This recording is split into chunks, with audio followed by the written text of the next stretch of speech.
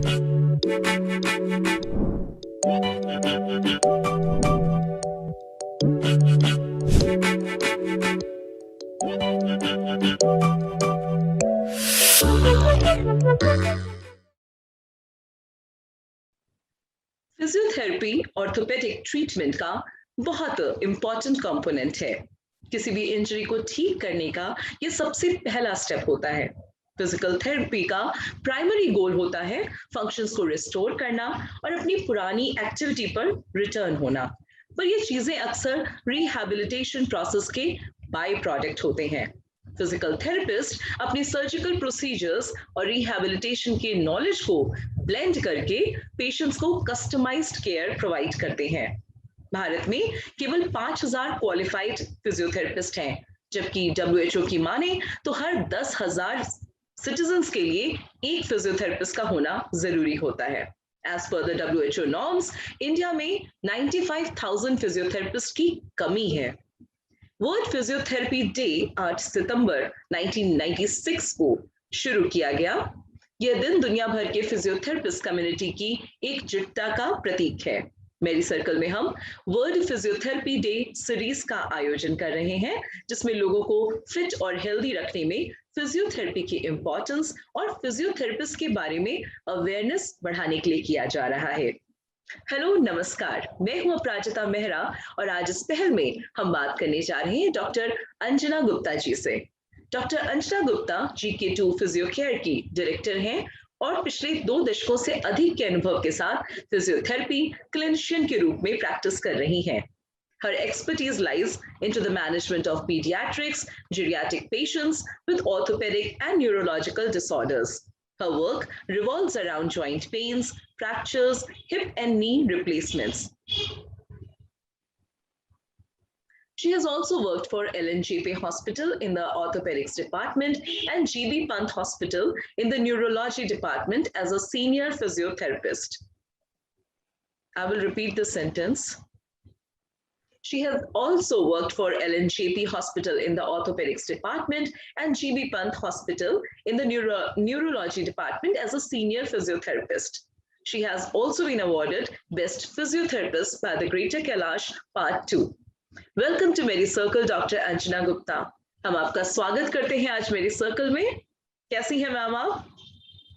Very nice, very nice. Thanks, Aprajita, and really thanks MediCircle for inviting me for a talk on this very we can say auspicious day, and today is auspicious day also, and it's 8th September is a World Physiotherapy Day, and this day, जिसे कहते हैं ना, this day brings awareness and जो एक physiotherapy का line of actions है, depth of physiotherapy, the India में missing key that has created awareness in the whole world, and it's coming to the each and every corner. छोटी-छोटी जगहों में भी physiotherapist का अवेयरनेस ऑनलाइन और बहुत मीन से कि फिजियोथेरेपी का अवेयरनेस स्प्रेड करने के लिए दिस वेरी गुड इनिशिएटिव कि हम वर्ल्ड फिजियोथेरेपी डे मनाएं। Welcome again ma'am. बहुत ही अच्छे शब्दों में आपने हमारे इस विषय को एक्सप्लेन किया है शुरुआत में ही। पर मेरा पहला प्रश्न आपसे है डॉक्टर, दैट फिजियोथेरेपिस्ट होते कौन है? कुछ अपने आप इस फिजियोथेरेपिस्ट प्रोफेशन के बारे में कुछ बताएं। See, physiotherapists are medical professionals who are expert in movements and functions in the body, right? So we have different systems in the body, and we जो भी कोई movement करते हैं, it's a combination of different movements. So as a physiotherapist, we people are trained कि हम कौन सी movement करें, किस movement की combinations of muscles, किस movements का combination coordination से कौन सी movement होगी. See, for every muscle there are जैसे एक मूवमेंट करते हैं उसके ऑपोजिट ग्रुप ऑफ मसल्स होता है, उसको रोकने का मसल्स होता है और उसको फैसिलिटेट करने का मसल्स होता है. So we as a physiotherapist are trained to create the magic when patient is not able to move, कुछ नहीं कर सकता, मूव नहीं कर सकता. How we can which muscle is inactive, which muscle is to be strengthened, वो हम उसको फाइंड करते हैं इस ग्रुप में से कौन सा मसल वीक है और हमसे कैसे ठीक करें. Sometimes like मैं आपको समझाने की कोशिश करती हूँ. Like we use exercise therapy, exercises, manual therapy, and the electrotherapy things. Machines हैं, different machines रहती हैं, और different exercise की हमारे पास means होते हैं, right? तो वो उनको combination में exercise, manual manipulations, and the electric machines. So it's a group. So ये सब चीजों को ऐसी बहुत horrifying नहीं है, because क्या है ना, these are प्राकृतिक चिकित्सा. तो फिजियोथेरेपी का जो हिंदी नेम है ना, that is प्राकृतिक चिकित्सा. This means we use all the physical needs जो हमें कुदरत ने दी है, 5 elements. Sun ray है, water है, heat है, ice है. उसको हम different therapeutic value, जैसे हमारे पास एक modality मैं आपको समझाती हूँ, एक short wave है, या infrared है, या tense रहता है. So these spectrum ultrasonic है. these spectrum जो sunbeam का है, वो हमारे already कुदरत में है, they are harmless, right? तो वो हम अपनी modalities में उसको create करके, वो ही target करके जो हमें therapeutic values, ranges, जो wavelength है, उसको modalities में form करके patients को हम देते हैं.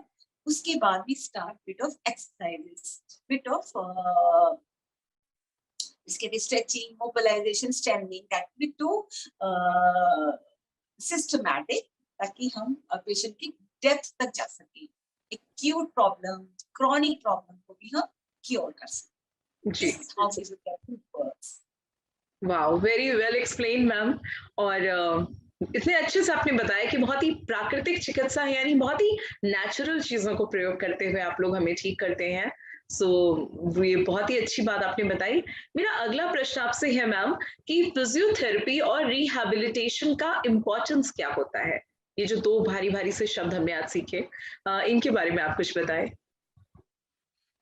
मैं यहाँ ये कहूँगी, जैसे किसी का like somebody get injured, right? उसका नी इंजर हुआ या कोई ऑपरेशन हुआ, सो ऑपरेशन तो एक सर्जन ऑपरेशन करके छोड़ देगा, राइट?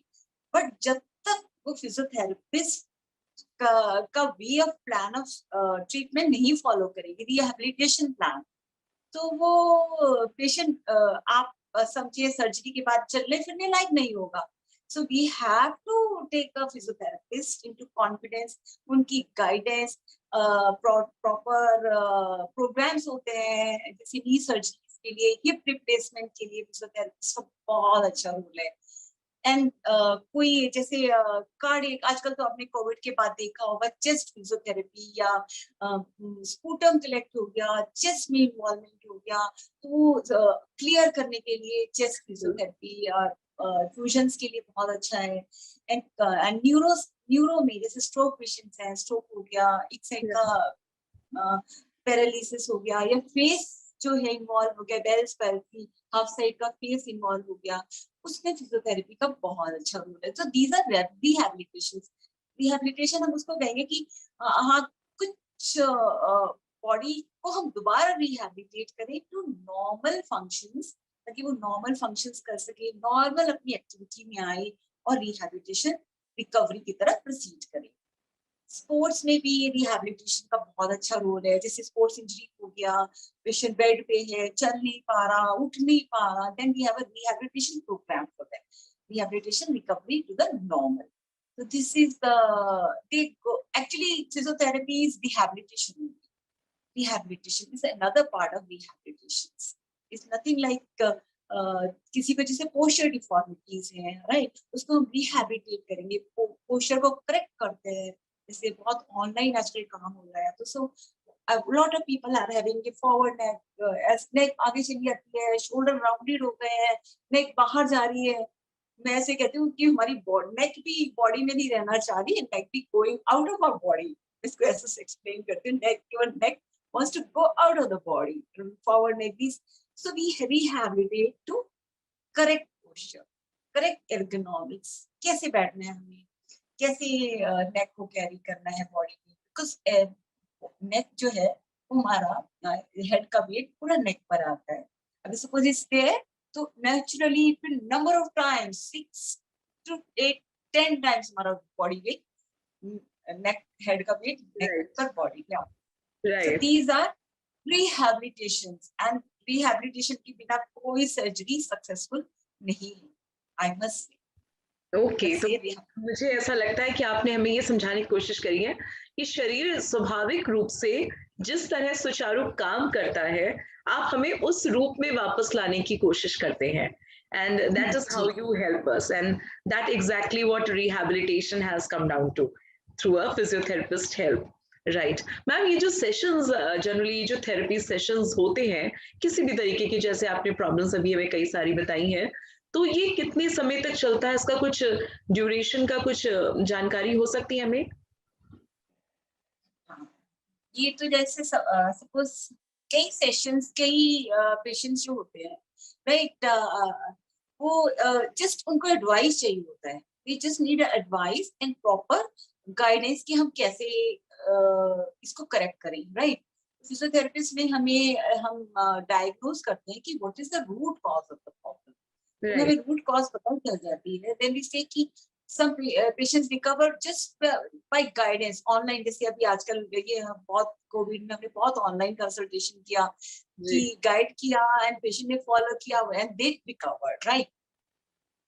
बट कई पेशेंट्स को थोड़ा लंबा प्रोग्राम लेना होता है, लाइक सेशंस को, जैसे नेक स्पाज़म या हमारे जिसे कहते हैं नेक टाइट हो गया, तो उसके लिए हम सबसे पहले उसके टाइटनेस को क्लियर करने की कोशिश करते हैं। टाइटनेस क्लियर होता है, फिर हम उसको जब पेन फ्री हो जाता है, देन वी स्टार्ट हम strengthening program, muscle mobilization strength training. Because क्या है, जैसे हमने ट्रीट किया, सिम्टम चला गया, right, symptom is gone, but cause तो भी अंदर है, कॉज अंदर है, पेन चला गया, जी, बट कॉज अंदर है, तो हमें उस कॉज को, पोस्चर को करेक्ट करना है। That might take bit longer time, but generally जो क्लिनिक पे सेशंस होते हैं, 10-12 सेशंस होते हैं क्लिनिक पर, जो जिससे पेशेंट बहुत अच्छे से रिकवर कर जाते हैं, and they are really happy. फिर वो प्रोटोकॉल के लिए, रिपीट के लिए वंस अ वीक या ट्वाइस अ वीक में उनको प्रोटोकॉल रख देती हूँ, सो बहुत जल्दी फिर recover करके हो कुल जाता है। मिलाकर के जैसी तकलीफ हो उसके हिसाब से आप जज करते हैं कि किस प्रति व्यक्ति को किस प्रकार और कितने दिनों तक सेशंस की आवश्यकता है, उस हिसाब से आपको मतलब ये एक फिजियोथेरेपिस्ट ही जज करके बता सकता है।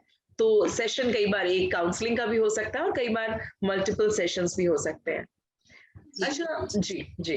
तो डॉक्टर साहब, मेरा अंतिम प्रश्न आपसे है कि ये जो न्यू मेडिकल एरा में फिजियोथेरेपी किस प्रकार लोगों की वे ऑफ लिविंग को बदल रही है? आप इस पे प्रकाश डालें, थोड़ा डिटेल में बताएँ।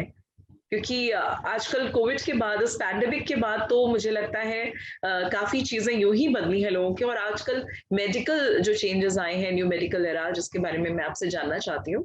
इसमें फिजियोथेरेपी किस प्रकार से जीवन शैली हम लोग की बदल रही है? प्लीज़ उसके बारे में एक्सप्लेन करिए कुछ हमें और हमारे दर्शकों के लिए। जिस तरह मॉडर्न लाइफ ने सब कुछ चेंज कर दिया है, राइट, तो न्यू प्रॉब्लम्स हैं, एवरीवन, हर कोई लैपटॉप पर है, स्कूलिंग भी लैपटॉप पर है, आप देख रहे होंगे, बच्चे भी लैपटॉप पर हैं, एंड ऑफिस भी लैपटॉप पे है, राइट, घर से निकलना ही नहीं है, ऑफिस भी रूम में, बेडरूम में ऑफिस, एंड सब कुछ sitting sedentary, too much of screen time, too much of inactivity, ज्यादा बिल देर तक बैठना, जी, and too much of screen. So इससे हमारे लोग बहुत बहुत बहुत, जिसे कहते हैं पोस्चरल इश्यूज, मैं समझती हूँ बहुत हो रहे हैं। So everyone is having stiff neck, back एक, हिप जॉइंट टाइटनेस, और जिसकी वजह से शाटिका, रेडिएशन, चक्कर, ब्यूकिश, वॉमिटिंग, डिजीनेस, इम्बैलेंस, ये सब चीजें, मतलब people are not at ease. सिर दर्द, आप हाउस वाइफ्स को देखेंगे उनको दर्द, बच्चों को देखेंगे उनको दर्द, एंड जो जी, वर्किंग प्रोफेशनल्स हैं उनको दर्द। सो वी इन सिनेरियो में, जिस तरह ने मॉडर्न लाइफ में हमें इतना सब ये सब दिया, सो ये फिजियोथेरेपी ही है दैट कैन क्योर। उससे हम राइट वे सीख लें, डायग्नोज करा लें कि किस वजह से हमारा इशू आ रहा है, और उसको अगर हम फॉलो करें, तो बहुत सी हम फ्यूचर प्रॉब्लम से आप मतलब सेफ रह सकते हैं।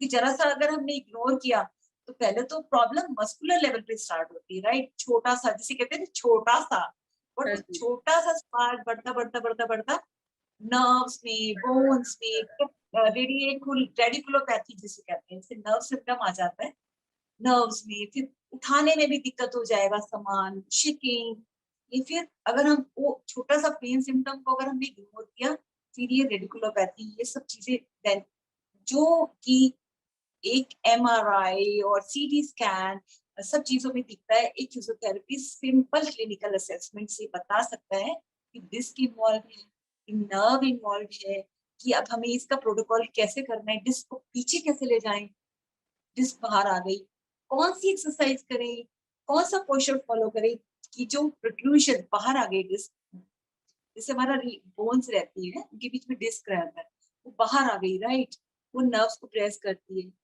कौन सी प्रोटोकॉल फॉलो करें, एक्सरसाइज करें कि वो अपनी प्लेस पे आए। तो एक फिजियोथेरेपिस्ट का मैं समझती हूँ मॉडर्न लाइफ में बहुत ही इंपॉर्टेंट रोल है। आप नवजात न्यू बॉर्न बच्चा है, वहां से न्यू नेटल फिजियोथेरेपी से लेके जब तक इंसान धरती पे रहेगा, old age, even old age नहीं, जब तक रहेगा, बेड तक रहेगा, तब तक फिजियोथेरेपी का हर ब्रांच में रोल है, neonatal to geriatric physiotherapy, cardiac, neurology, neurosurgery, gynae में फिजियोथेरेपी का बहुत रोल है for easy labour pain and labour delivery and incontinuous urine का ड्रिपिंग के लिए बहुत अच्छा है, एंड मोटापे के लिए तो आप समझ रहे हैं exercises is a very good obesity, thyroid, gynae, surgery, oncology, cancer patients के लिए। तो फिजियोथेरेपिस्ट का मैं समझती हूँ it's a very wide role. और अब जो फिजियोथेरेपिस्ट का रोल आने वाला है इंडिया में, क्योंकि इंडिया में अब हमारा बहुत बूम हो गया फिजियोथेरेपिस्ट का, एंड स्पेशली कोविड के बाद people have become aware of their health, they want to consult a physiotherapist and get rid of everything। I think best चीज जो इस पैंडेमिक के बीच में हुई है वो यही हुई है कि लोगों को एक्चुअली होलिस्टिक लाइफ कैसे जीनी है, जीवन शैली, लाइफस्टाइल चेंजेस जो पहले इतनी ट्रेनिंग्स, इतने वर्कशॉप्स, इतनी टॉक्स, इतने डिबेट्स होते थे इस विषय पे, बट ये लोगों के ब्रेन में ड्रिल नहीं होता था। For the first time we are seeing कि लोगों ने lifestyle changes voluntarily, maybe it's out of fear of the pandemic or whatever, people have started to bring about those changes in their own lifestyle, and they are actually getting aware। और देखिए जैसे आज मेरी circle के माध्यम से आप और हम बैठकर इतने महत्वपूर्ण विषय पे बात कर रहे हैं, तो फिजियोथेरेपी एक ऐसी प्राकृतिक चिकित्सा है जो मतलब हर व्यक्ति के, हर उम्र के, हर इंसान के लिए बहुत आवश्यक है। तो ऐसे में आप लोगों का एग्जिस्टेंस बहुत इम्पेरेटिव हो गया है हम लोगों की लाइफ में। अभी हमने YouTube में बहुत हमने टीच किया ये breathing exercise, how to increase your expirations, breathing capacity, lung capacity. इसमें हमने बहुत से वीडियोस किए, हमने लोगों को अवेयरनेस स्प्रेड किया, एंड एक्सरसाइजेज से कैसे एक्यूट स्टेज से, कोविड के बाद एक्यूट स्टेज से निकल के कैसे रिकवरी की स्टेज में आना है, सब बहुत हमने ऑनलाइन वीडियोस के थ्रू या ऑनलाइन कंसल्टेशन के थ्रू लोगों को अवेयरनेस पहुंचाने की कोशिश की, जो मैं समझती हूँ एक बहुत ही एक हमारा मॉडर्न लाइफ ने हमें दिया भी है। अगर हम सोचे कि मॉडर्न लाइफ में सब खराब चीज देती है, इट्स नॉट लाइक दैट, बहुत कुछ एडवांटेजेस और बहुत कुछ हमें मिला भी है। So thank you so much, Dr. Anjana. You have been so wonderful, and you have been so engaging and entertaining and informative in your talk. And thank you so much again for sharing your valuable time and such amazing insights here with us at MediCircle. So I thank you from all of us here at MediCircle, from all of my team. It was really a pleasure having you on this show. Thank you so much. Thank you, Pranjita. Thanks, MediCircle.